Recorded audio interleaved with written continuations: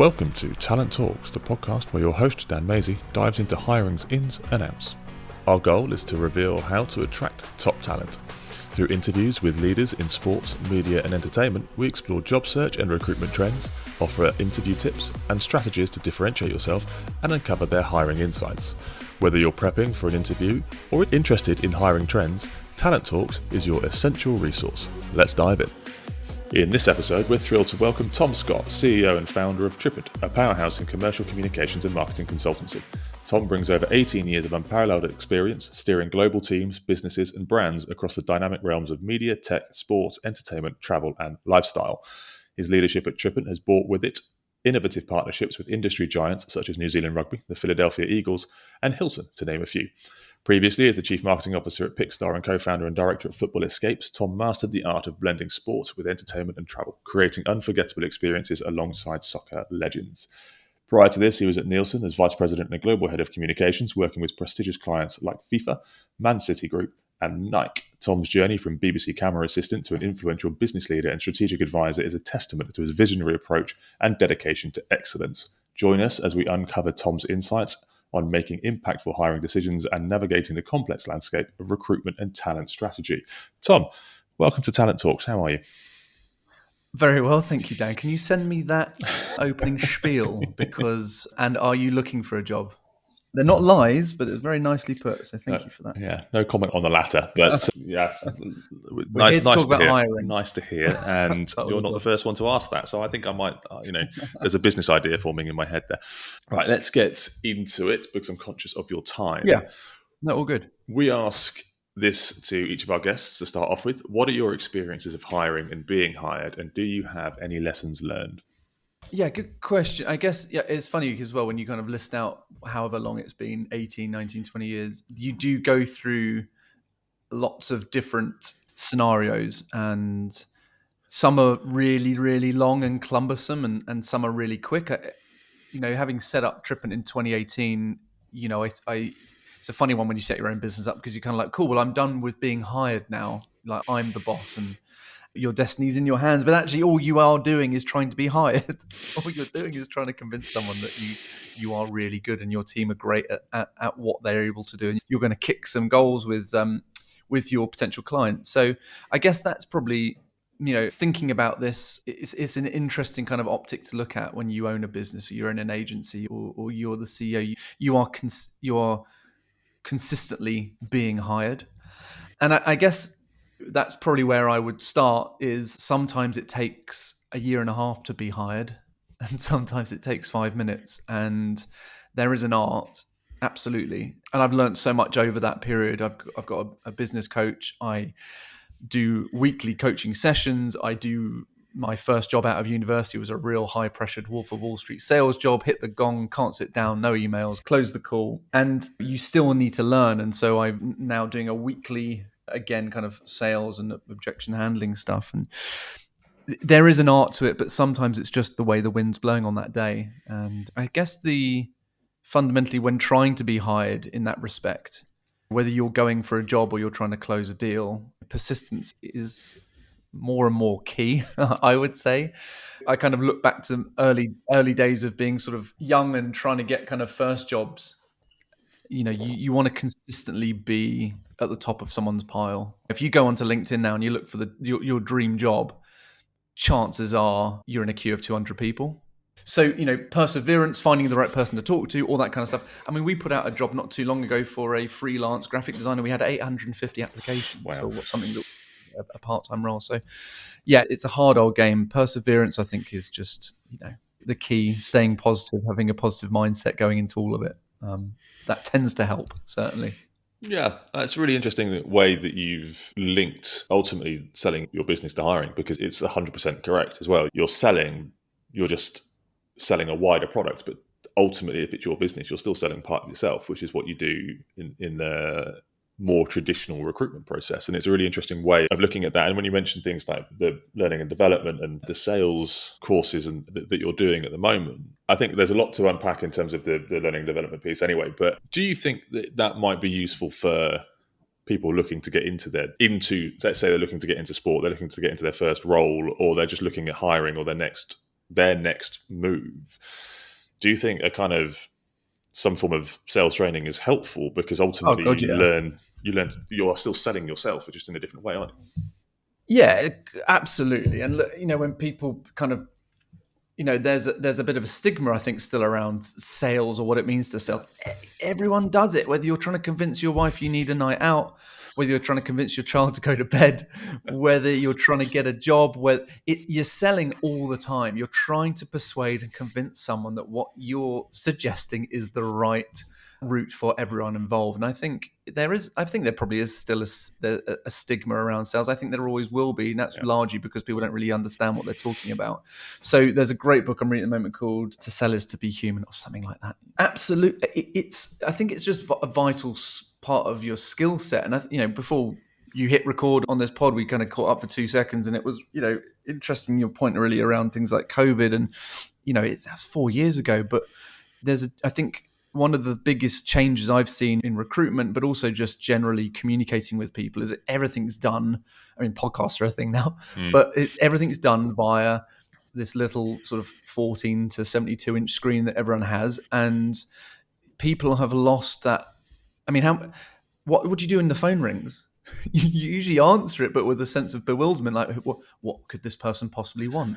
And we kind of lost this face-to-face connection with people. We've lost the ability to communicate with our voices and our, and nothing more. And I think it's so easy to hide behind email. It's so easy to hide behind a laptop and assume the job's done.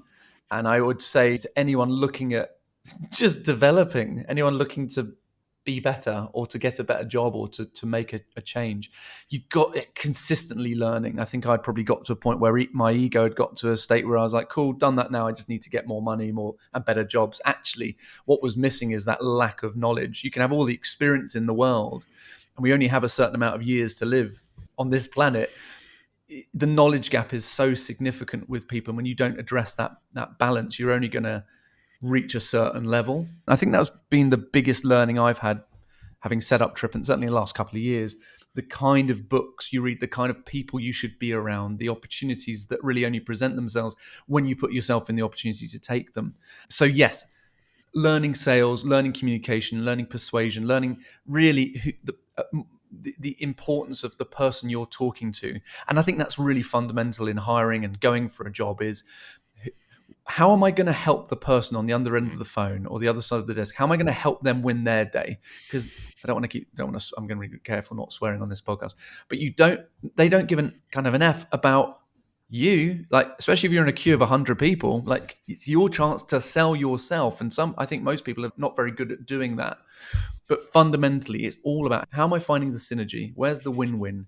How am I helping this person win their day? What do they need? What does this recruiter need, or this CMO or chief executive officer? What's going to make their day better? And if I can bring that to them, then I've got a good chance. And I think that's the little uptick that I notice when people are applying for our jobs, or when we're trying to sell into other people our services. It doesn't really matter about what I'm selling. It's like, what do you need? And how can I change what I sell to meet those needs? If I can do that, it's good. If I can't, we don't do anything. No, it's demonstrating the value that you can add in a recruitment perspective, the value you add to the role itself, but also to the organization and the future direction of that organization. And that's where it comes down to really being specific about the roles that you're applying for. And I think that's one of the other elements of the kind of industry and hiring at the moment is so easy just to press easy apply on LinkedIn. And that's where you get 800 applicants for a role. And the challenge then is twofold. Is you've then got to, as the organization hiring, you've got to go through some of those, but you also then get that feeling in the back of your head of, if I don't go through every single one of these, am I going to miss the right person? It's that kind of fear of missing out, essentially, on the person that might be the right person, but you just physically can't go through all 800. And I think there's a real emphasis at the moment on making sure that, and rightly so, but making sure that organizations are doing the work to attract employees as much as the other way around. But I also think the emphasis has to be on a candidate or an employee or even someone just looking for roles to really focus in on what they want and be specific about it and do the research and understand, I'm going to go for an account manager role at Trippant, that's very different potentially to an account manager role at a digital marketing agency or whatever that looks like. And so Yeah, there's a lot of work that needs to be done on both sides on that point. You mentioned around how do you make your day better? When you have hired and you've had the CVs come through that you've got to sift through, obviously it's very difficult, or it's much more difficult to necessarily convey on paper or on a screen that piece of the puzzle. How would you go about differentiating yourself, or what's the best practices you've seen when you've been hiring about people differentiating themselves from a CV or a paper application, as it were? I mean, you're spot on. I think it kind of all comes from the fact that there has been a real kind of societal shift in businesses having to sell themselves and have heads of people and culture, and be seen as an attractive employer that hits a certain score. I think it's different when you're a small business or you're a business at fast growth or you're scaling. But I think that what that's meant is, if I'm just being honest, I think it's made people really lazy, like really fucking lazy to actually apply properly for a job. I think you're really lucky if you've got a really decent job and a nice income, and you're kind of you hire a recruitment agent because you're just kind of like, well, what else is out there? But if you don't get it, you don't get it, and that's where you can play that game. But the vast majority of people, I haven't got the numbers, the vast majority of people, I imagine, are looking for better security, a better life, more money, looking to have a bit more gravitas. To differentiate yourself is to realize that the real game is it's you versus a load of people that are probably, and you might as well, plan this route. They're probably better than you. And the thing that differentiates good candidates, or the thing it would differentiate a candidate for me is really they're willing to not just be a number. Like if you are really just pressing the button, if you are putting in your CV, if your CV still looks like it's been made on Microsoft Office 98, if you're really not even bothering to put a little quote in there, if you're not bothering to, like, if you're putting your reference at the bottom, like go and speak to Malcolm at Malcolm's Pie Shop. No, you do that. You speak to Malcolm at Malcolm's Pie Shop and you put a quote in your CV. Don't expect me to do it. I'm not going to do it. I might call him if you're the last person to get the job. But the fact is, when you apply for a role, success at that stage is getting a call back. It's not getting the job. It's just another stepping stone. And so it's differential that I have when I'm trying to be hired, and the people that stand out to me when we're hiring are those people that, yes, apply, because you don't want someone to take the piss and go around the back and say, oh, by the way, I saw you putting that job out, but actually I'm too good for that, so here's a handwritten note. That's cool if you do both. Apply for the job, but do the extra mile. Find me on LinkedIn. It's so easy. It's so much easier than it ever was to do that. Find that person on LinkedIn. Find the hiring manager. Find the HR manager. If you really want the job, spend 10 minutes understanding, maybe looking at a couple of old press releases, looking at the person who used to have that job on LinkedIn and now doesn't. Well, what did they do? What could they have done better? What are their attributes they're saying they did? And how can you go in and say, I know they upticked sales by 50%. I reckon we can do 250. What is it that you're going to bother doing that puts you above the rest? And we've got a great example in that we've got someone joining us on the 1st of May. And it was a role that we weren't even applying a bit, we hadn't even put out, but they dropped us a note and said, hey, I've just seen this. This is probably a bit too junior for me at the moment, but if you're ever hiring at my level, I'd love to have a chat. Love what you're doing. I was like, great, cheers. Didn't bother talking to him because we weren't applying for that role. But then we were, like 2 months later. And before I even reached out to him, he'd reached back out to me. Hey, just checking in on this. Again, no sweat, but know you're based in X. Love to meet up for a beer or coffee. That person has spent 3 minutes and the potential of spending maybe £3.20 on a coffee. That's the difference. And if you can't be asked to do that, then you are just one of a number. And to your point, if you have 800 people to sift through, the only way you're going to get through that is you do have to get through them. But as soon as you find whatever it is, 3 to 5 people you quite fancy look of, guess what? You're not looking at any others. Yeah. You might get 50 in and then throw the 750 away. So yeah, that's what I would suggest. Just go that extra mile. And it's funny because people have, I think, often put off by going the extra mile because it actually sounds like a mile. It's not. It's like a quid. So, try and find those routes that really kind of just elevate you above the rest. Proactivity, So easy to do. Yeah, proactivity doesn't have to cost the earth. You can be really creative. And ultimately, again, my humble opinion is that the industry that we work in within the kind of sports, media and entertainment world is inherently a creative industry. And so be creative about it. There are obviously non-creative roles within that, but you can still work to your limits from a creativity perspective as to how to stand out. And I think, again, personal opinion, but I don't think you even got to be creative, right? I think a lot of it is like just common sense. It's not actually. I don't think it's got anything to do with creativity. And I think the problem with our market is it's got such a low barrier to entry because everyone's got an Instagram account and everyone likes the idea of working in football. That it's a flood of people that aren't actually very good. Yeah, the talent pool in sports marketing is pretty shocking, and so you've got an opportunity if you've got anything about you to go and make a real good go at your career because everyone wants to be in it. But regardless of sports and marketing, I mean, if you're there trying to, crunch numbers in concrete, just don't be stupid, just think a little bit, not outside the box, but it's more common sense and it's more being alert to the fact that how much do I want this job? How much would this actually mean to me? And if all it means to you is pressing a button on LinkedIn, it doesn't mean much to you. Comes back to you know what I mean? Yeah, it comes back to the specificity point, doesn't it? Of actually having to do a bit of work, and as you say, not be lazy in terms of applying for 300 jobs a week because you just want a job in sport, regardless of what it is. Because ultimately, you go into one of those jobs, it might be something that you completely hate. And you and I are both on a very similar wavelength in the talent pool element, and I think part of that is how do we get our opportunities to go wider and to go to a much wider network, which means you can then bring more and more people in, and arguably as well better people because they wouldn't have necessarily seen it, so they wouldn't have been applying for 300 jobs. They'll be just applying for that one job that comes up and they really like it. And I think that's a really interesting part of it.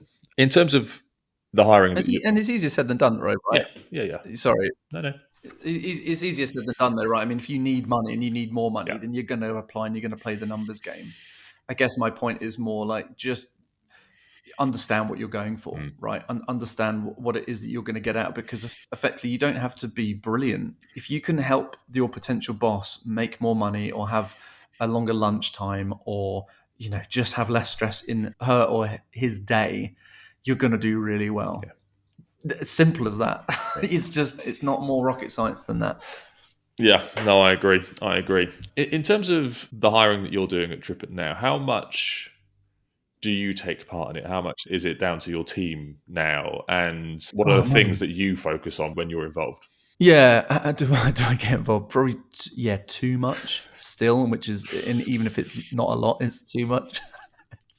I can't believe you work in recruitment. So we actually hired a woman called Mott about, God, I don't even know, 4 or 5 months ago. And she's our studio manager. And so she's assumed a lot of that kind of people culture role. And thank God, because it was really, hiring has become her job. And it's a hell of a job. Even if you're a small business, it can really sap a lot of your resource. I guess, where do I get involved? I get involved right at the beginning. You've got to be really clear. I think where I'd got a lot of recruitment wrong in the past was probably not spending enough time thinking what I really needed. And your immediate thought is, we need X problem solved. Let's bring in that X person with that skill set. And I think this is one of the best things I've learned in this, with my coach and just having gone through this experience. Traditionally, you hire across 4 key characteristics, right? So it's like, skill is usually the first one you go for. Is this person skilled? Can they do the job? If the job is forklift driving, have they got that certification? Of course, that's really important across all of it for certain jobs. But number 1, you look at the skill. Number 2, results. Have they done it? This is where you kind of look at the CV, or let's kind of look at some of the stats they've achieved. And then maybe, just maybe, you look to see, I wonder what their values are. I wonder if there's some correlation between what we do. And then last, you kind of look at will, and different people will have different ways of referring to that, but do they have the appetite to go and build something or get up and in the office for 8 o'clock, or are they the last ones to come in? And actually, that was probably the biggest, before I learned the dynamic here, that was probably the biggest mistakes. We had a problem, bring someone in to solve the problem. Don't check up on them and let them do it. You're paying them enough money. They should be able to do it. And you sit there and you think they should be able to do it. It's all good. And then maybe they can't. And you think, why is this not working? And the important bit is with all of those 4 characteristics, what I've learned and what we've learned in the journey is actually they need to be spun completely on their head. So instead of skill, result, values and will, start with the will. Does this person want this? Can I see that they are going to be the first in, the last out, and take that with a pinch of salt? But are they going to have something about them that's going to move the needle? Do they care? Fundamentally, someone that cares is worth their weight in gold. Yeah. And that's down to the employer as well as the employee in most cases. And it's down to, of course, can you pay this person enough? Can you give them enough commission to care? But really, that should be deep-seated in the people you're hiring. So will first, then values.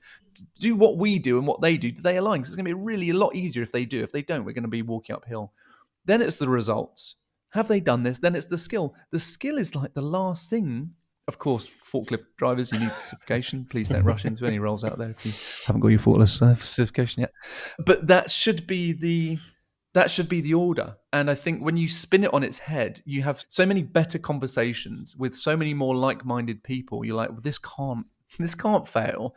Still put them on a probation, but this shouldn't fail. And the skill is something you learn along the way. And it's just that kind of spinning that on its head has been a massive one for us, a massive learning curve. I think there's an element really of hiring for the yesterday, as it were. We need somebody yesterday, we need them in right now, and hiring for the future. And there is no real reason that they can't be 2 different people, in the sense that you go, right, I need someone right now to just deliver this project. That's potentially going to be somebody with a very different trait, very different personality set than somebody that you can go, I'm going to grow the business with this person as they come in. And actually, if you go, right, okay, we've got a new client on, we need somebody to work with them for the next 3 or 4 months. As we build out what we need and as we build out the team, then you can go, right, well, let's look at consultants and freelancers for 4 months. Because we can get them in now. 100%. Values aren't that necessary. They've got the skill, they've got the experience, and they want to do it because they're freelancers.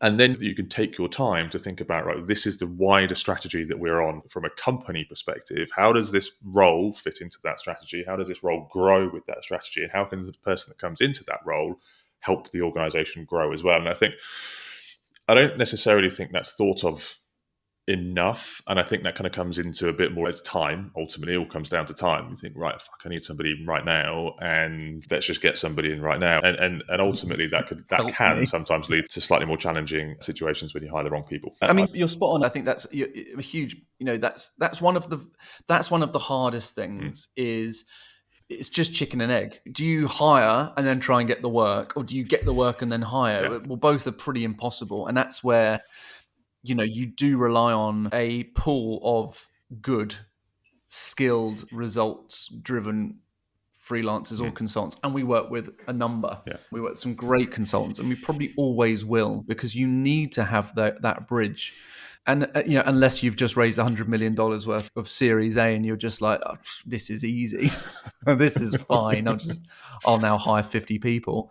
You've got to have those bridges, and that is the hardest period, which is insane, especially if you've got a small business or if you've got an agency or you're looking to be a success in your own right and build a business. The hardest times come when all of your energy and all of your effort and all of the stars align and you win a client. You're like, yes, that feeling lasts for about 5 to 10 seconds. And you're like, oh shit.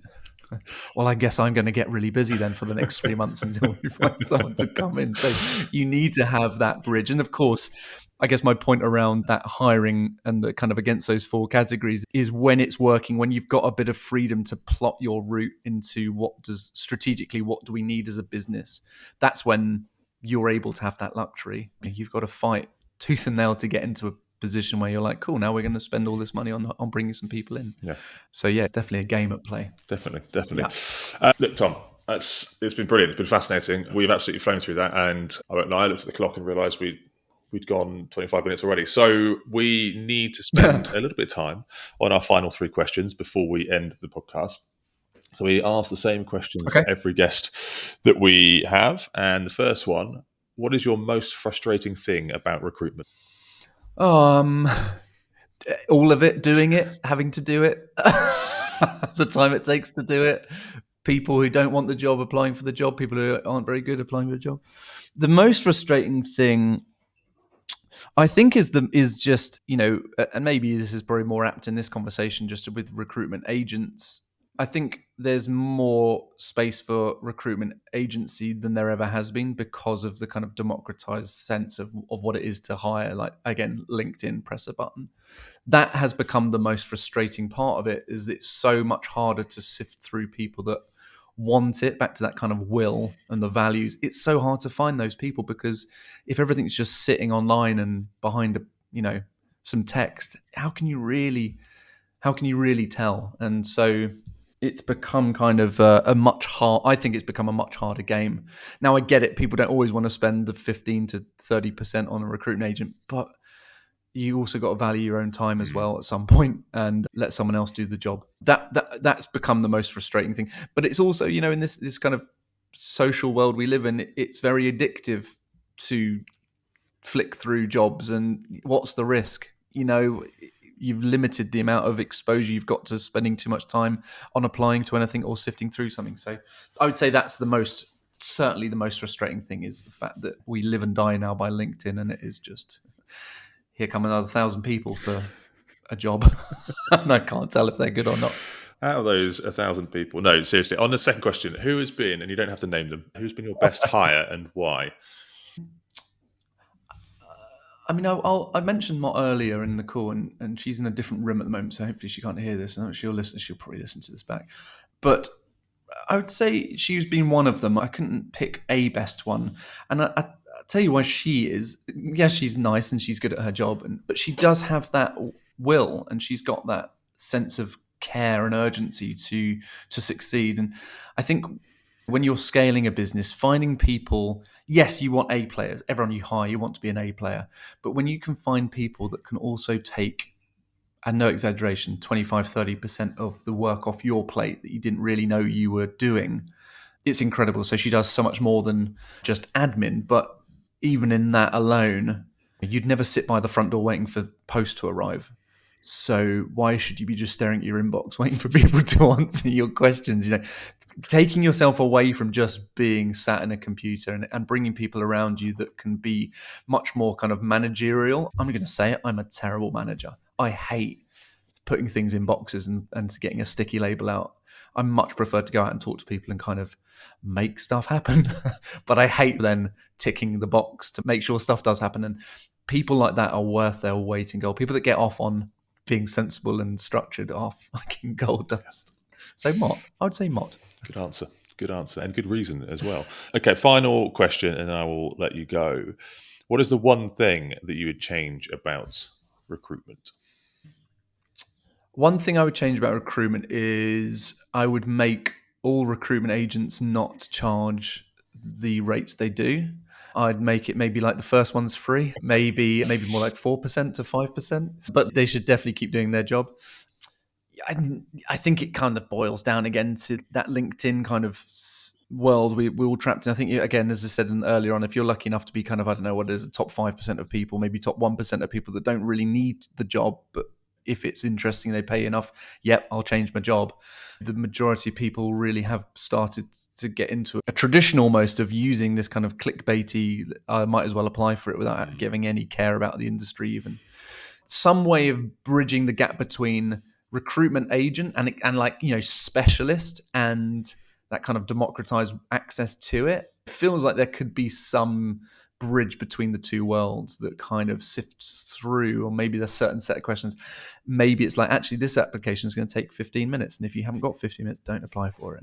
And there may be just a way of saving everyone's time, because if you've not got the time to apply, good chances the person looking through a CV hasn't got the time to read them. So, that's probably a magic wand, but that's probably something I would look at. Yeah. No, love that. And very different to most of the other answers that we've had so far on the pod, which is good. Like, Tom, we have actually gone over time somewhat, which is not a bad thing. It's been a great conversation, and I think we can probably carry this on in number 2 when we get around to it. But really appreciate the time. Really insightful, and I think people can take a lot from this. So thanks very much for coming on Talent Talks. No worries. Good one. Thanks so much. Thanks, Tom. Speak soon.